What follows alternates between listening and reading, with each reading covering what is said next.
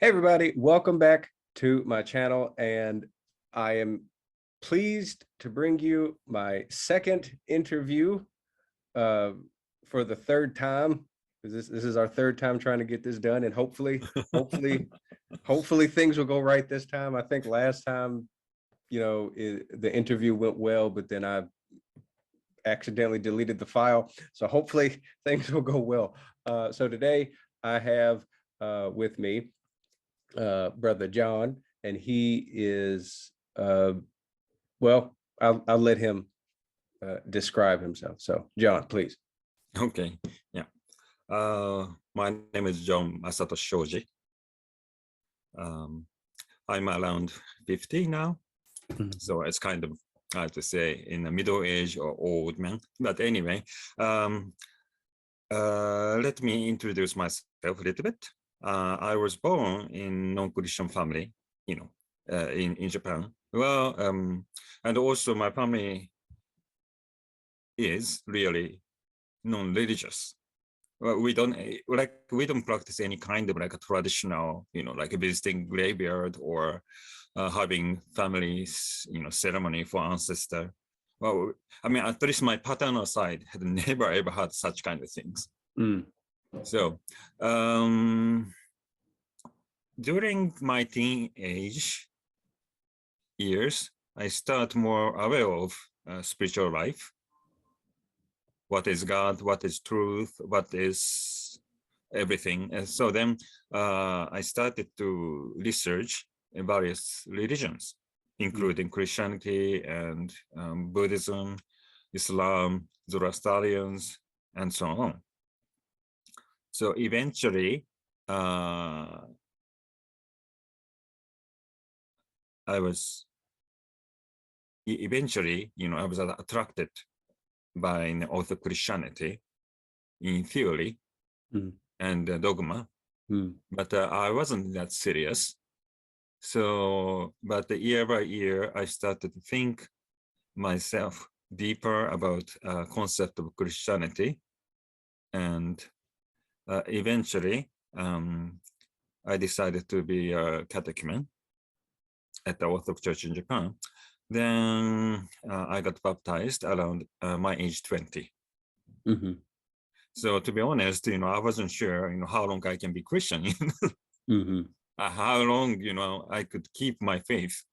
So luckily, it's already past, 27, 28 years. So that I'm happy that, well, by God's grace, I'm still keeping my faith. I mean, I hope so, like.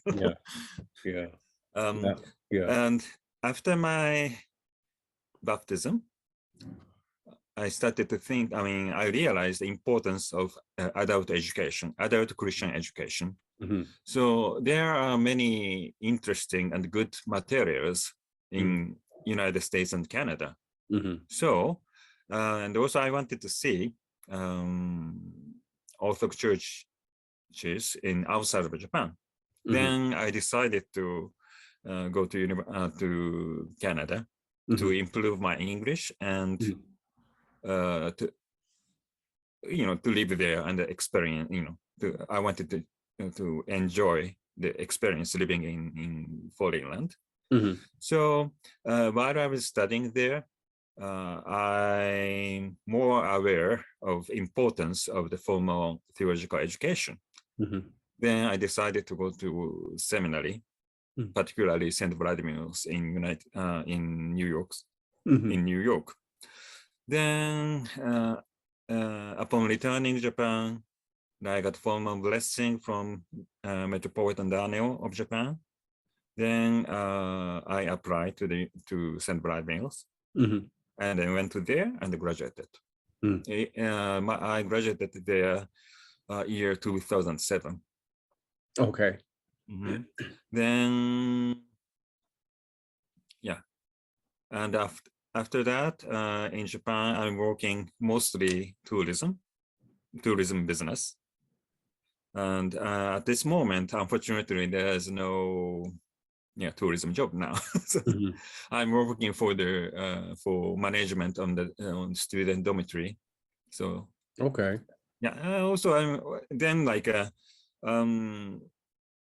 always do my church volunteer as much as possible. That's like singing and leading and other stuff. Yeah, that is my that's a short, brief,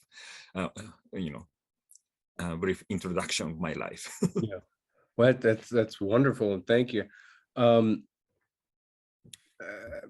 What did you study in at the St. Vladimir's? Because I know I have a couple friends that have gone to seminary in the States, and like I think one of them went to St. Vladimir's too. Yeah, and he is. I don't know if he's ever going to become a priest or anything, but he's like most definitely going down kind of the clergy pathway, it seems. So like, what did you study at St. Vladimir's, and did you go there with the oh earthquake? Yeah. Hold on. Anyway, so that was fun. We just had like a very mild earthquake. Anyway, so what did you study in What St. did I Vladimir? study? Yeah. I did Master of Divinity, which Okay. means basically, well, training for more like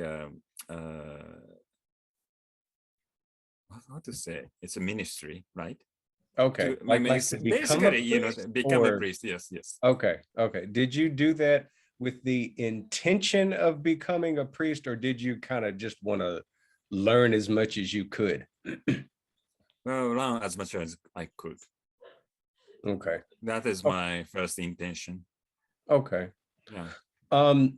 Now in Japan, I know because you mentioned earlier like the importance of like adult education, and so I kind of want to just jump into that. What do you think about adult education regarding the church, like in Japan? Is it, how good is it? How good? I always compare with other denominations. So like Roman Catholics or various, Protestant group. Compared to them, we are about the beginning. So not, well, for better or worse, we don't have no organized manual or like no organized textbook. So, but on the other hand, I said like for better or worse, for the, in a good point, as like a priest or whatever, and the catechist can use and teach whatever they want to. But on the other hand, there's no basic, like a strategical, procedure or like a development of good education. So like no adult catechumen classes, or there's well, no. There are actually, for example, in Osaka or Kushiro, or they are doing it in the internet, but well, also like various parishes, they have some like classes. So okay, there are some, yeah. Well, I mean, yeah, in Fukushima, at the church in Fukushima, there's a kind of, little classes every so often. Father will give little lessons about certain icons or certain things. So yeah, I guess it depends on the parish, or each parish is pretty different. Yeah, but I think as we need more, how to say, developed, like next need more like a structure. Yeah. So, well, like as you said, some priest teaches about icons. That is really good. But what icons mean, like it came from Bible, right? Without foundation that our knowledge in Bible, our understanding of Bible, icons mean nothing. Like, for example, as you said in icon, in Japan, icons, iconography, Orthodox style iconography is quite popular. Really? Well, like art collectors. Oh, okay. Okay. Yeah. They have, and they like like antique shop. Like you can see the icons. I mean, not so many, but you certainly you can see that. I saw one time, I don't know, like one time I was watching some like diplomats, talking about something in from his room. I saw that the tone is very nice icons behind him, and I don't think he's a Christian or even Christian at all. Yeah. Huh. Okay. I need to. But if for I can go to of some course, antique shop.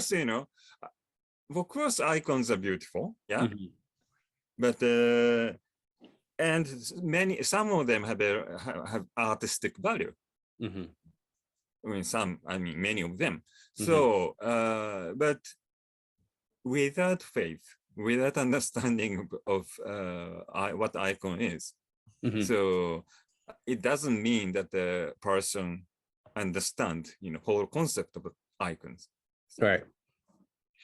And that's why I think it's like we need a more structure, structure for the Christian education, like like a understanding of Bible. You will be surprised, like it's very typically Orthodox. So many people don't know even very famous passages of Bible or even like a narrative. Yeah. I've been I've been around a couple, especially some of the elderly here in Japan that kind of didn't know certain things about the Bible or and you can't really, I guess, fully blame them, or not even really blame them. I don't really blame them. It's just that kind of like what you said, it's a lack of that education. And I think also one of the reasons why, because like for example, the church in Fukushima where me and my wife go, like they meet, I think they can only meet like once a month, right? And I think that's pretty common for most of the parishes in Japan. There's like what, like 67, is that it? Almost 70 like parishes, but there's only like 25, something like that, priests. I think something like that. So many of the churches, they only meet once a month. Like I know Kyushu, how many churches are on the island of Kyushu? Is it 4? I think 4. About 4? Well, let me see. No, Kagoshima, Hitoyoshi, and well, in Fukuoka and Kumamoto. Yeah. Maybe 5 or another one. I don't remember. Okay. But and the one priest is taking care of like the whole entire island. Yeah. And 5. And each distance will be really, probably Hitoyoshi and the Kagoshima is not that far, but the other one is 3 or like 5 hours drive, right? Yeah. And, so some of the churches will meet like every week. Like I think Sendai, the church in Sendai is every week, excluding COVID, like Nikolai-do is mostly like every week. I think Yamate Church is every week, the one in Tokyo. Then you have the Meguro Church, which is under Russia, but that's like every week. But then a lot of the other parishes, and then the Romanian church. I know the Romanian churches to think about like every week, but most of the parishes with like a Japanese priest are like once a month. And so I think it's to be expected that that a lot of people aren't going to be able to get as much of an education as they would if they were in a place where they could go to church every week, you know. Like for me, before I came to Japan, you know, in Tennessee, I was able to go to church like Wednesday, Saturday, Sunday. You know, Father John would have these like Bible lessons, and I could, you know, get a good education. And it, you know, but then when I came to Japan, I remember when I was living in Fukushima, I had to go. I went to church, I think once a month, and that was up in Sendai mainly. And other than that, it's like, you know, it became very easy to become spiritually lazy. Like I think now, like I've been in Japan 9 years. I'm barely like getting back to, not, you know, like I'm starting kind of to get back to being a little bit more serious, but I'm, you know, like as an outsider or someone who is not born and raised in Japan, it's like I find, you know, because a lot of people ask me like, hey, what is it like being Orthodox in Japan? For me, if I'm like 100% honest, it's made me realize how lazy I'm a very lazy person, you know, and kind of being in a situation where I have to take more responsibility with my prayer life and be more conscious about fasting and how I behave. Because like in America, you know, yeah, it was great that I could go to church like 3 times a week and I had that support structure. But at the same time, it's kind of like I don't know how to say this properly, but it's like I had other people spiritually supporting me, which is good, right? But it's like here, it's like I have to be more active. Like I have to choose to want to do this, right?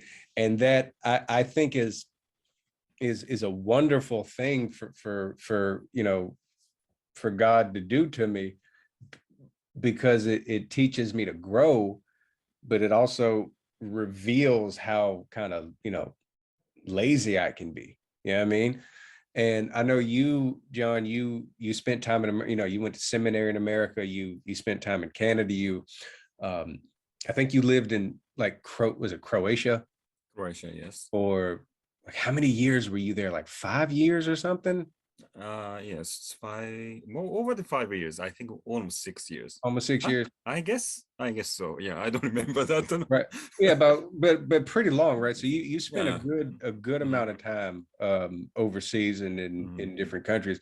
And so like what is your opinion of living an Orthodox life in Japan versus like other countries?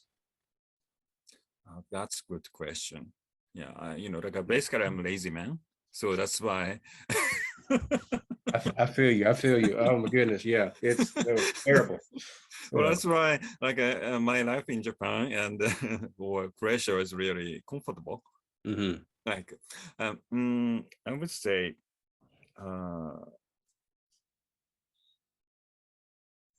of course, you know, like, if you are living in nice surroundings, or like a, you know, like you said like supporting, you know, like a community. I mean, I mean, spiritually supporting. That's if you are living it, it's really easy to be more spiritual, or like more, you know, like a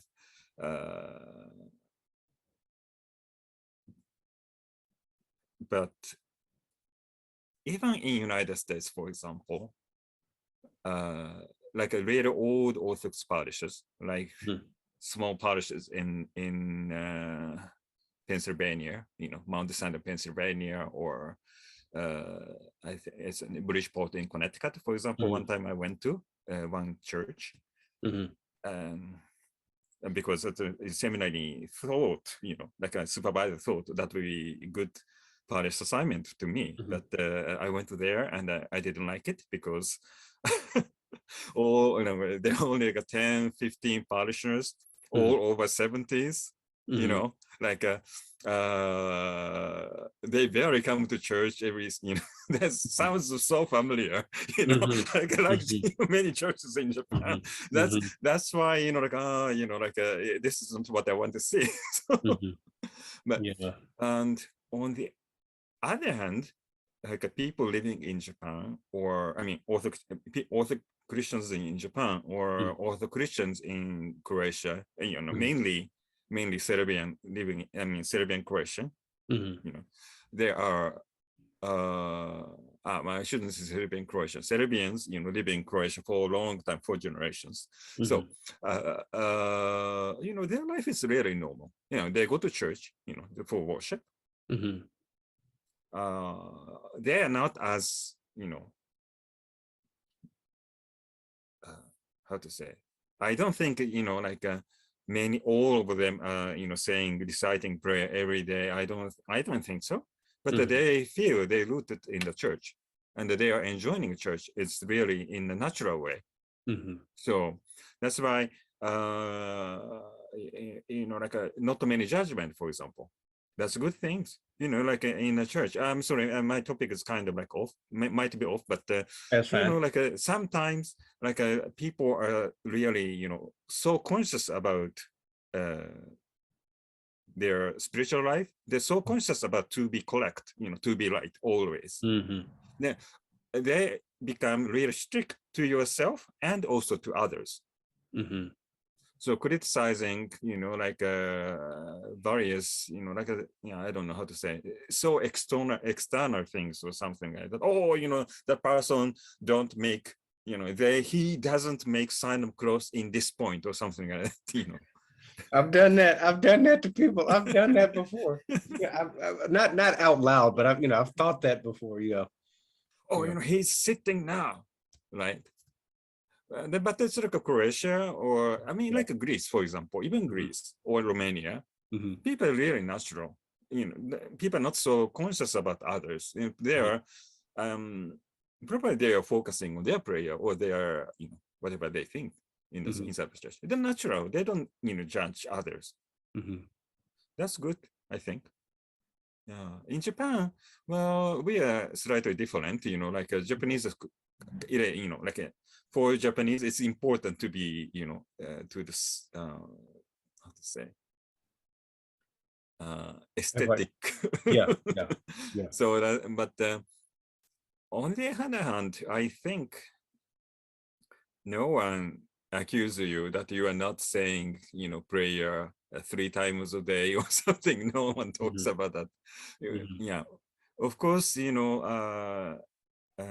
compared to United States or Canada, Canada is closer to Japan, but the United States, I would say, if you are religious, it's really easy to be religious. So you can set yourself up into the very religious setting. So as you said, there's so much support. So it's easy to keep Christian life. But in Japan or other country, would be a real challenge. Especially, for example, Europe, like Greece or like Romania or Serbia, you can find, a lot of variety of fasting food, for example. But in Japan, for example, it's really difficult, right? Well, compared to United States, for example, the traditional Japanese food are not so, how to say, including various animal product, but they often have fish product, right? As a dash broth, like even like noodles, traditional Japanese noodles, the dipping or soup are contains fish broth, most of the cases. So do you eat it or do not eat it? Yeah, like well, if you go to the Buddhist monastery, you can have like a totally, like 100% vegetable product, but it's impossible to have it in a society. Yeah. Like for me, it's, and again, part of it's because I'm really lazy, but also like with the fasting here in Japan, I'm trying to do my best with like the no meat part, right? Like the no meat and the like the no dairy is a lot easier here in Japan than just like the like no oil, no fish or anything, because kind of like you said, it's everywhere. And I mean, I don't know. I guess it's like partially I'm not trying hard enough, but like, you know, like nowadays in America, for example, you have the whole vegan thing, right? So you go to like an American supermarket, you can find vegan everything, right? And that I think is really helpful. You know, like speaking of the judging people, I used to be real and still kind of am like, and I hate that I say this, but like of like seeing all these commercials for like veganism, and it used to like get me really annoyed. I get annoyed really easily, Lord forgive me. But now it's like, you know, I could use some of that vegan stuff. Maybe I should look into that more, right? You know, and so it's, you know, yeah, like the fasting can get kind of, you know, tricky here in Japan. But one thing I've also noticed is that, you know, most Japanese people are not I don't want to say judgmental, but are not really like aggressive towards, you know, being Christian or anything. I mean, most people just don't care. Don't care or don't understand at Yeah. all. On the other hand, well, if they don't care due to based on their respect, that will be fine. But here, just they don't care because of the ignorance, or sometimes it's just like ignorance, or sometimes like they're, how to say, I don't know, like it's, I cannot find a good word, but definitely, I mean, disrespect, or because people don't understand, for example, like, oh, you know, today on Friday, I, you know, abstain from meat, for example, I want to have, everybody says, why not? Like, Yeah. or like some people, for example, like a Muslim usually don't eat pork, but Right. they don't care it, and they serve pork. That's really, you know, because they, and then Muslims say, oh, you know, I'm Muslim, we don't eat pork. But then it's like people might reply, why not? God forbid it. And like then like what is, who cares? You know, like that would be a Japanese, you know, normal, I mean, typical Japanese response. They don't respect about, you know, like people in faith. Yeah.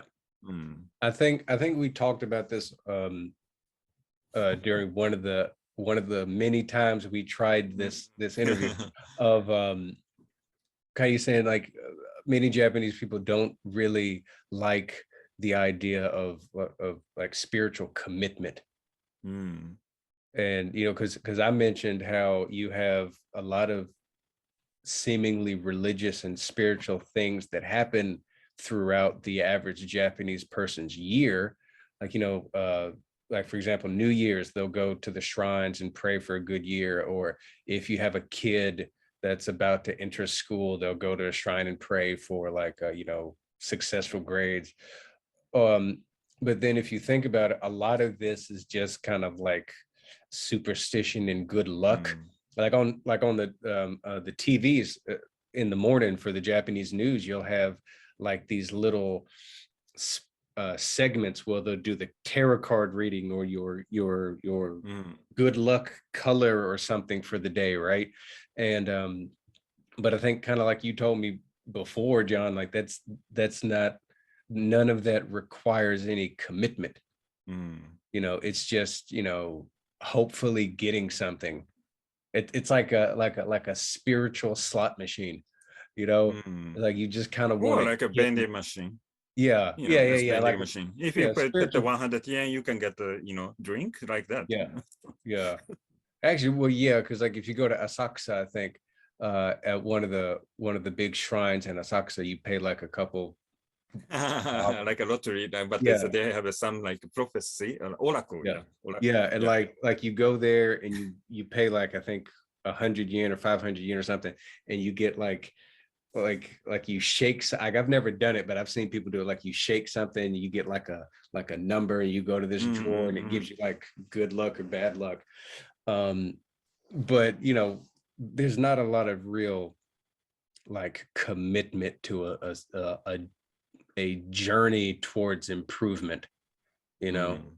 like me being here in Japan, and you know, like it's taught me a lot about myself spiritually, how I need to really like improve, you know. And I think that's something that you really have to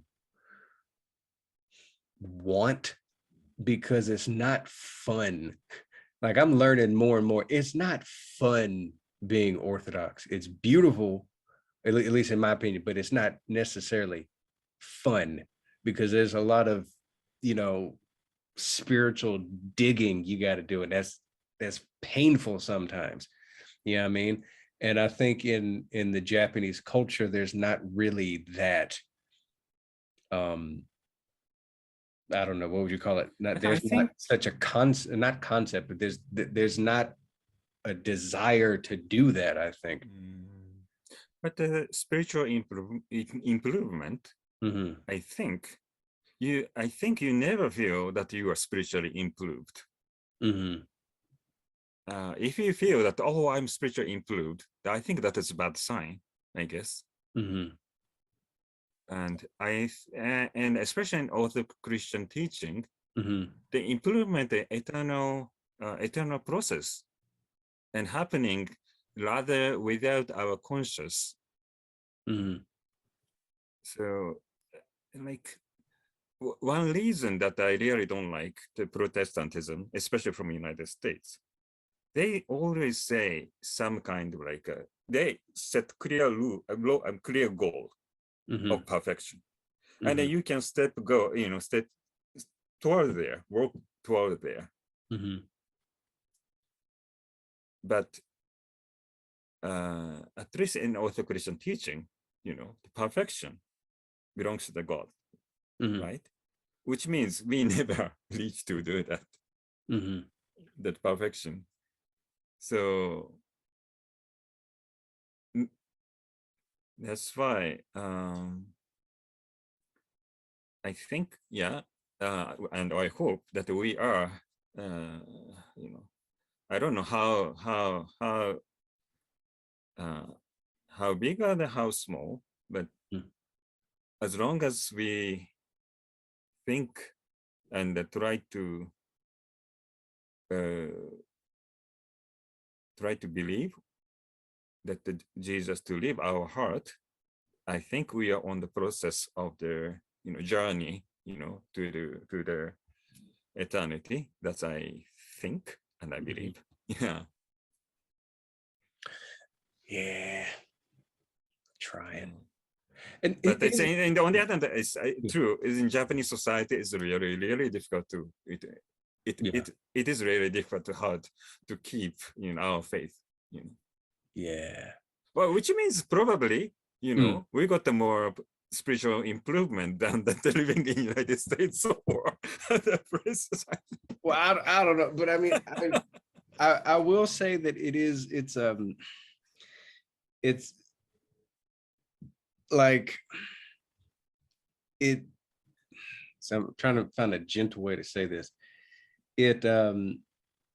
It's something you most definitely need to work for here. And it, because at least for me, this, I can only speak to myself, is you're not gonna have, like I said before, you're not gonna have the same support system. Now, I have met some fantastic people here. Well, you, of course, you and some of the older like grandmamas and grandpas of the various churches who have taught me and my wife how to just kind of be patient and trust God. And I've received some fantastic advice from priests and just lay people here in Japan. It's just just truly beautiful. But at the same time, it's like walking, like, I'm trying to find a way to say it. Like, I find being Orthodox here in Japan internally to be much more quiet than probably like in America. It's a lot more silent here. And it's like, instead of God talking to me, it's like God is very, very quietly whispering, and there's not a lot of external religious conflict here in Japan. I mean, there is sometimes, but not as much, right? You're not going to have as many like religious debates and all this other stuff in Japan like you would maybe in the States or something. But at the same time, I mean, which is kind of good, but it's like all of that is done internally here. It just reinforces the internal struggle, right?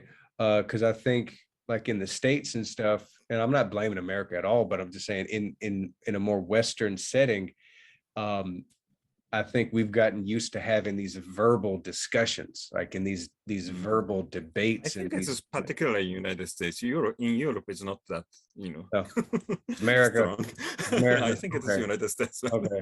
Well, America, anyway, right? Like we get in all these debates, and some of that stuff I think is good. I think it's like important to have those discussions and to kind of filter our way through the information on an intellectual level. But then I think we also need the other side. The other side is where you have to just spiritually go through it. And I think being here in Japan, it provides the opportunity, at least for me, to spiritually go through the process of maturing into that information. Like, what I mean is, it's very easy to kind of hear the stories of the saints and of scripture and everything, but then to attempt to live through it is painfully difficult. And I think being here in Japan, where it's basically like, okay, now choose, again, like I said, like in the States or something, it's easy to kind of go because you have a group of people around you that are attempting to go in the same direction. But then here in Japan, it's kind of like you're sort of, because, I know in America, Orthodoxy is a minority, but here it's like an extreme minority, right? And so it's more of like being separated from the flock and trying to hear God's whispers to get back. Does that make sense? Yeah, yes, I understand what you feel. Yeah. And it's, but I mean, honestly, I like it because it helps me kind of better understand things. So one thing I want to ask you, or one more thing, because I want to kind of save some for like maybe a part two, is, so we were talking about, having these discussions about religion and stuff in America. What do you think is a good way to interact with the non-Christian or non-religious Japanese regarding like Orthodoxy? Do you think it's good to go out and like preach to a whole bunch of people, like standing on a corner with a sign? Or how do you think the church could better reach, Japanese people? Well, I think this is my personal opinion. Well, how to reach people, maybe, better to join some like a charitable act, like, and then through, showing our faith by our deed. So some people may be attracted by what we believe. Yeah. like, there's the simple things that to join some volunteer group and giving food to the poor people, for example, for the homeless people. That is really good, really impressive, right? And no one against you, if you feed people. Who against it? No, not at all. But those kind of approaches is very important to Japanese. I mean, if you stand, you can see some Protestant does that. I mean, Protestant fundamentalists, mostly, like no, not affiliated to the majority, mainline Protestant in Japan. Some extreme group, like for example in Shinjuku, they show putting some like a car, how to say, placard. I don't know how to say that. The cardboard sign and cardboard sign and like saying that Jesus our savior, and they are shouting and like they are for me for what I think they are just like enjoying themselves. They are showing off, they are, we are believing in Jesus and we are believing, God see me that we are acting for you like that. I don't think they really care about other people, because no one paying attention about that, and they feel annoyed actually.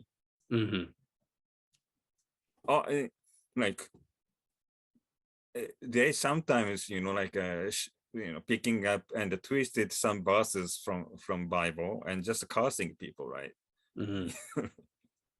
Jesus, that's like Jesus came to judge the world, Yeah.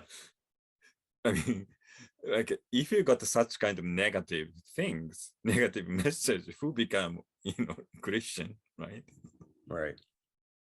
I mean, well, some people may be, but like, which means you became faithful of fear, right? I don't think that it's like, I think it's really negative reason. Yeah. That's why I think it's important to make some opportunity to join some charitable activities, or maybe some like like cultural activities. Okay. Means like organized choir and some like just concert, give concerts, or nice. Yeah, kind of show more people I guess the cultural side of the Orthodox Church, and not necessarily trying to like push people to join it, but kind of say, hey, this also exists, because especially I think with a lot of Protestant, like Japanese Protestants, I think it couldn't hurt to kind of show them, hey, this also exists, and then really important to kind of just let them choose. I know for me, that's a very important part that I forget. Show them and then let them choose. I keep, and this is, this is something being in Japan has taught me, that I really tend to push on people.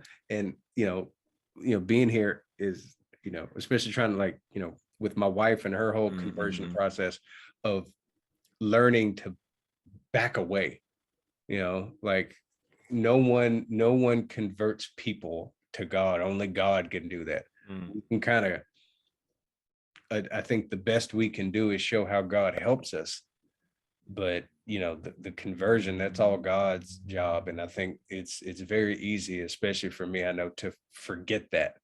You know what I mean? Yeah, and also I would say, how to say, modern society, modern Japanese society is not the same society when Saint Nicholas of Japan came to. That time people are more religious and they're more curious about knowledge from foreign land.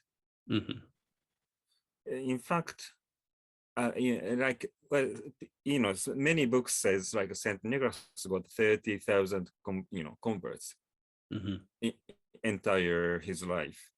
Yes, that is true, but I think he got those many of them in his early days, because in later in his later days, he complains about decrease of the number of people coming to church. I mean, come to the, how to say, catechism class, or although he was giving same, same materials, same, he and his, how to say, his priest and his catechist were using same structure, same strategy to attract people. But in the early times, he got more people. Probably if he had some lecture, 100 people came. But in later, some 40, 50 years later, if he had the same, maybe, 2 or 3 people. I think interest of the society influence, those kind of, how to say, missionary activity. I mean, we have to adjust the change of the environment. Yeah.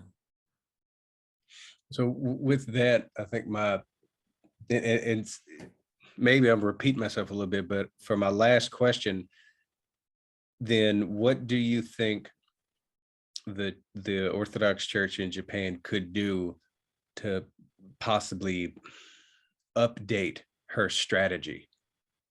Or does she need to? Do you think the church in Japan needs to update its strategy? Well, I think so. In some, like, of course, in doctrine, we don't need to change doctrine, and we cannot change it. Right. But for example, there is always, in my personal opinion, there is always open space for that to make new translation for that services, for example. That we are using a classic Japanese, and whole other Christian denominations in Japan nowadays use modern language. And if I go, Roman Catholic Church, they are, reciting prayers, singing, everything is modern language. So it's easy to understand. I can easily understand the Bible passages. Well, maybe to think. Hymnography is always difficult to change it from classical language to Japanese language. It's same as many Protestant churches. Many Protestant churches, they use like a hymnal, which is written by classic Japanese, because just like a musical arrangement, Right. So, but some, like a leading psalm or like a leading gospel, leading epistles, it may be possible to use like a modern Japanese. That's my opinion. Yeah, because I often am assigned as a leader, of the service, and I lead. I have no problem, and I could understand it, but I'm not sure other people are really understanding about that, like what I'm leading. Yeah, something nice, but they don't, contemplate the meaning of the word or something. Yeah, I think that it's difficult because in the past, the formal education was done by classic Japanese. People are more familiar with, like a classic language, but it's not the case anymore. So then,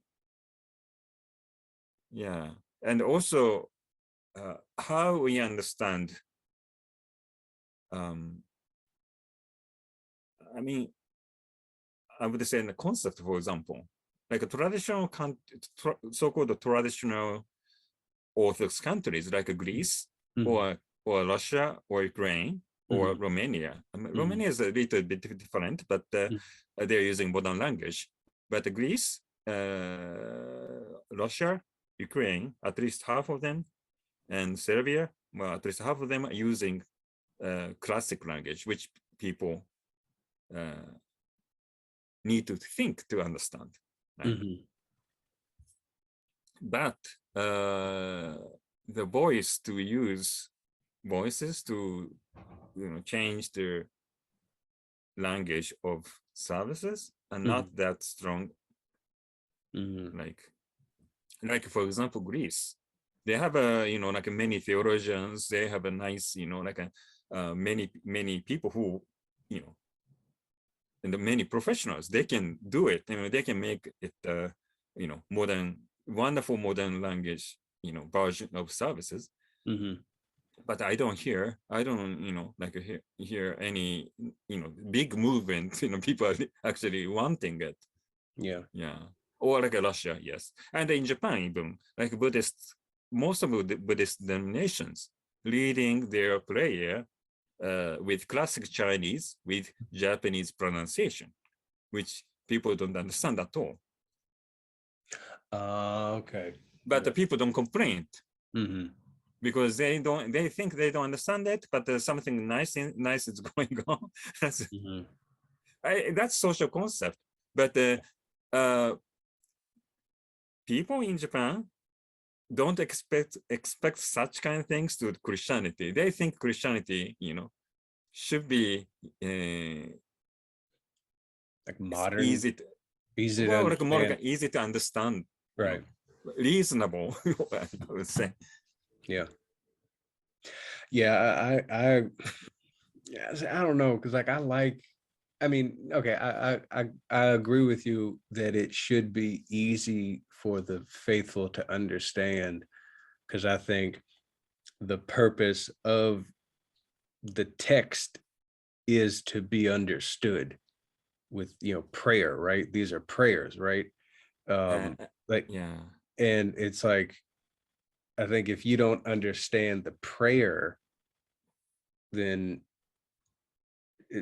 doesn't that take away kind of the reason why you're saying it? Like if I read a prayer just because it sounds nice, then like I'm not really praying, right?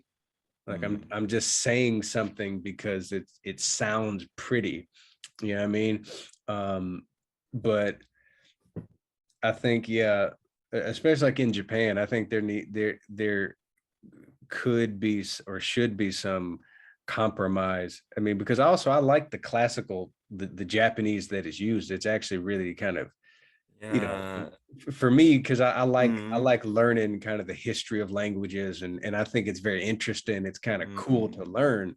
But if you're looking at it from the perspective of helping someone spiritually get closer to God, then I think you need to have it in a way where this person can grasp what's being said. That's why I think they make the little, like I have one of them, I forget who translated it, but there's the Japanese version of like it's like I think it's geared towards children, where it kind of explains the liturgy.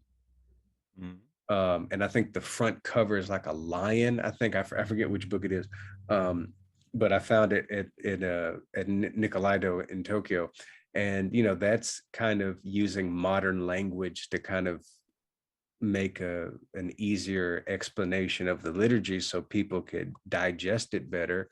Then why not try to make a modern version of the prayers, at least, or like a modern version of some of it, right? Because I think we want more people to feel confident in their prayers, but I don't know. It's difficult, I think no one. I think it's in the case of English speaking world, they are doing wonderful job, because the variety of translation. Some church use more like a modern, some people use really classic one, and you can choose, parish can choose usually, whatever they want to. I think that is good. Like in Japan, for example, Roman Catholic Church, after the Second Vatican Council, they changed classical language to modern language so drastically, and many people don't like it, and that's why there are really minor schism, but the schism it happened even until today. But on the other hand, Japan? yes. Oh, I didn't know that. it's not a big group at all. This, but for example, like Society of Saint Pius the 10th, yeah, it exists in Japan, for example. Not that big, but on the other hand, Anglican Church or Episcopalian Church in Japan did a really good job. They are using classical Japanese for service, but then they produced the modern version. But they didn't force it to the whole parish. They choose. Well, I mean, they asked the parishes they want, if they want to use it modern language. So they said, oh, this is for the temporary version. We're going to use this one for 10 years. Then we examine about the translations and how people understand blah, blah. Then I think the whole process went to some decades, like 20, 30 years or something. Then like they have translation. So then, yeah, it's no schism. I think people quite understand about people accept those change a very natural way. I think, well, in my opinion, even if we, introduce some modern language to our services, it should not be enforced. Yeah. Right. That's my opinion. Like make it optional, or I kind of like, I like that. What you said the Anglicans did, where they kind of made a temporary version. They said, okay, like we're gonna try this for like 10 years and see how it works. That's kind of a cool idea, take maybe some of the liturgy, or some of the, maybe not even the whole liturgy, but like, let's say like the prayer book, and make like a more modern version of the prayer book, right? And say, hey, we're gonna test this for a few years, or make it, and then ask some of the parishes, hey, do any of y'all want to use this, right, in your parishes, and kind of make it optional. And yeah, well, we'll see. We'll have to pray about that. Yeah, we shouldn't go to an extreme. Yeah. But sometimes, for example, I don't know if you are aware of, but the Horologion, the book of hours in Japanese. Have you ever turned the pages? I think once I saw one at Nicolaido, and I tried to look through it, but not so much. That's the aesthetic. I mean, the style of that book is based on the classic Chinese textbook. So, which means there are no period, no comma. Whoa, okay. I'm gonna have to buy one, and so I need to add that to like a classic ancient time in the Bible was written no colon, no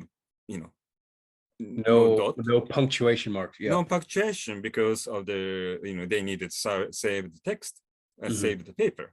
So, but probably the same idea, but it's like, I'm reading that book of hours almost at least twice, 2 Sundays of a month. Because I'm accustomed to read it, I can read without problem, but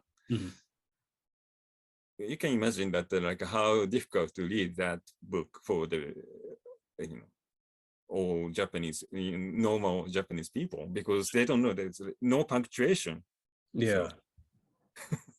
Yeah, that would. That's those kind of things will definitely have to work at.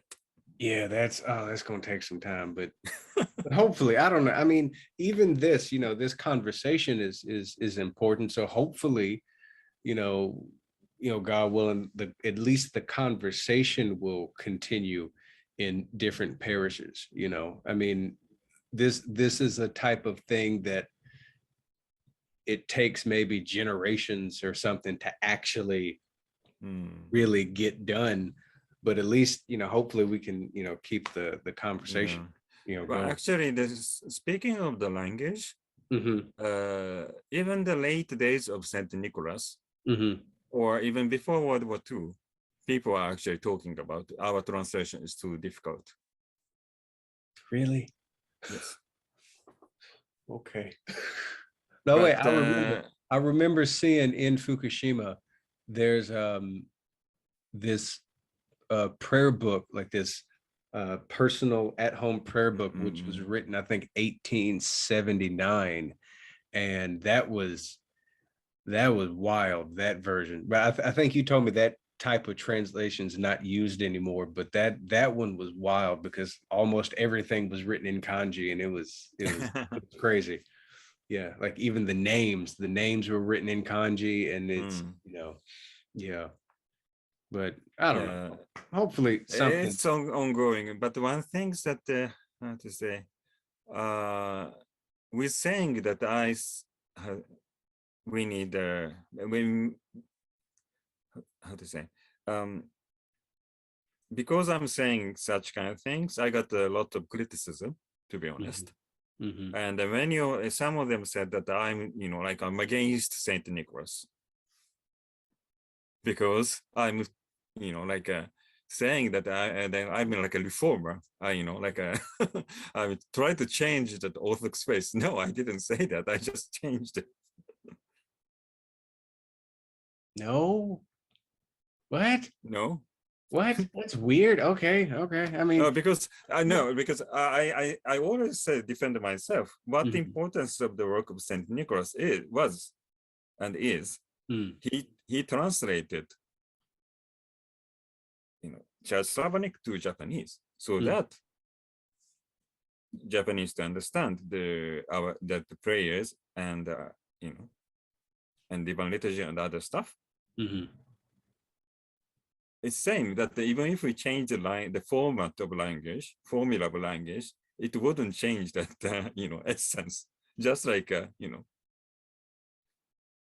yeah, like I have a friend, the same one. I think he went to St. Vlad's, and recently he's been pushing really hard for more Chalcedonian Orthodox Christians to rediscover the various types of liturgies that exist within like the whole scope of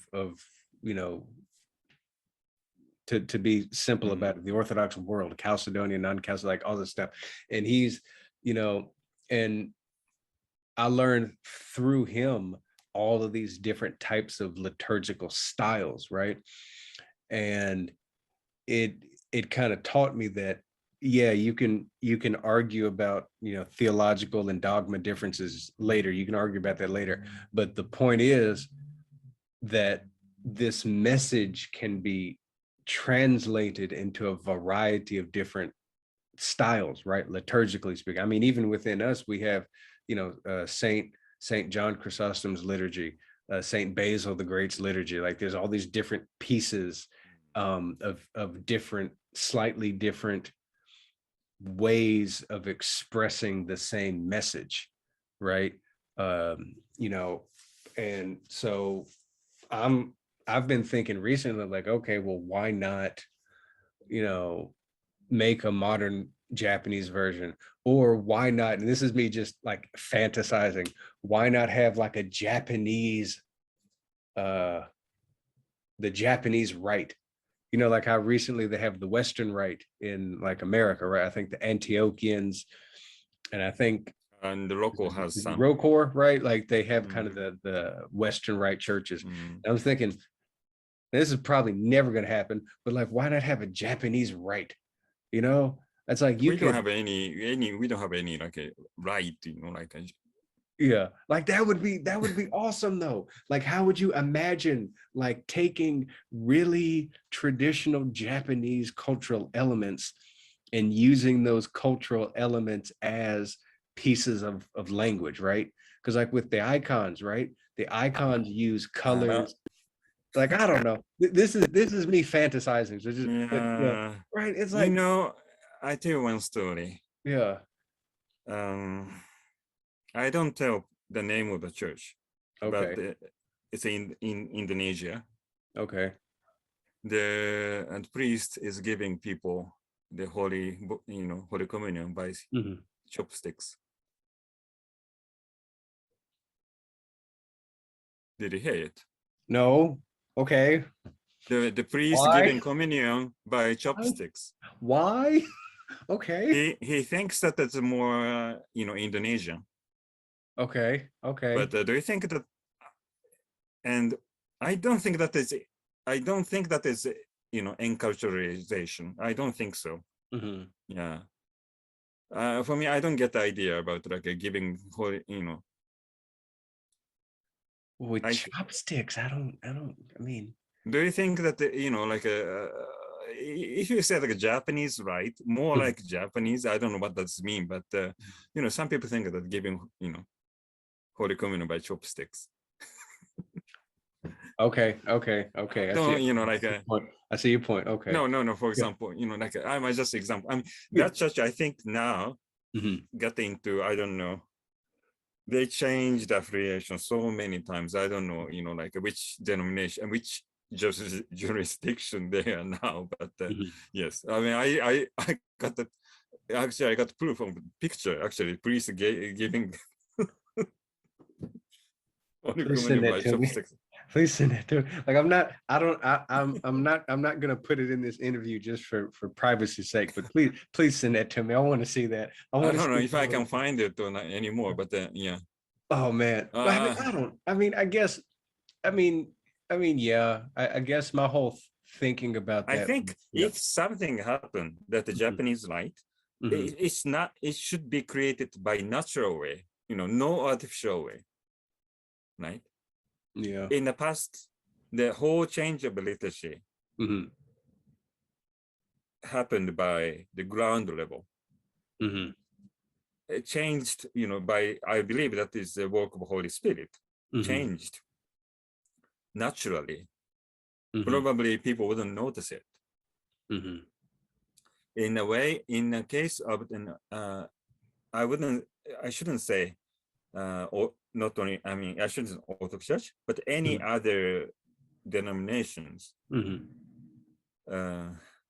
forced or like artificial change or like enforcement from something always cause huge trouble or like a schism. Like recently, for example, Roman Catholics, Second Vatican Council, because of a change of the liturgy, the many people, not many, certain people left the Roman Catholic Church. But to the theological thinking, for example, Roman Catholic modern Mass has no problem about, the essence is actually closer to the, like patristic times, ancient style than that what they had. I mean, compared to the Tridentine style. But people, I mean, we are, like human beings, not only living by brain, but we are living by heart. So that's why, even if you can understand logically, or like theologically and also logically makes sense, but maybe your heart wouldn't understand or wouldn't accept it, I think, because we shouldn't ignore such kind of like a human element. So if the change, happen through the ages, decades, centuries, some change happen will be fine. Even in the Orthodox Church, it's happened like, like in Russia, all the believers. For me, it's so what the point to making sign of cross with 2 fingers or 3 fingers? Not important at all. But for some people, that was really, really serious problem, right? Like I noticed, like speaking of that, I remember seeing some Ethiopians when they crossed themselves kind of like that. Like this, yes. And I like that. I think that's really cool. I didn't know that, and I asked them that what does means like it's cross. Yeah. And like that's kind of cool. Like I like that. Like it's like, I don't have a little cross with me sometimes. Like, well, okay, here I have a cross, right? And it's not like I get, the sign, the blessing that the priest does, and I get that. But like this, that's cool. Like that's kind of cool. I like that. I don't know. Anyway, Yeah, we can talk about this forever, but I agree with you. If any changes are to be made in the church, it should be done naturally. Authentic way, natural, Yeah, authentic. yeah, naturally. And I think it goes back to what we talked about earlier of us not trying to force it, and just, you know, us. I think it goes back to if we keep trying to connect with Christ and follow him, then naturally any changes, like if we kind of go, if we keep trying to go with the Holy Spirit, then those changes will naturally happen, and we don't, you know, we don't need to worry about it. But again, like I said, we could talk about this forever, but John, thank you very much. Thank you so much. And we need to do like a part 2, and Okay. if possible, because I just thought about this, we need to see if we can get maybe you. I've never done like a 3-person interview. We should do a 3-person interview with like a priest, maybe. Yeah, because I wanna one day get a priest out here. But again, thank you very much. Thank you. And this was a wonderful conversation, and I hope to see you again soon. Yeah, thank you so much. Yeah. Thank you.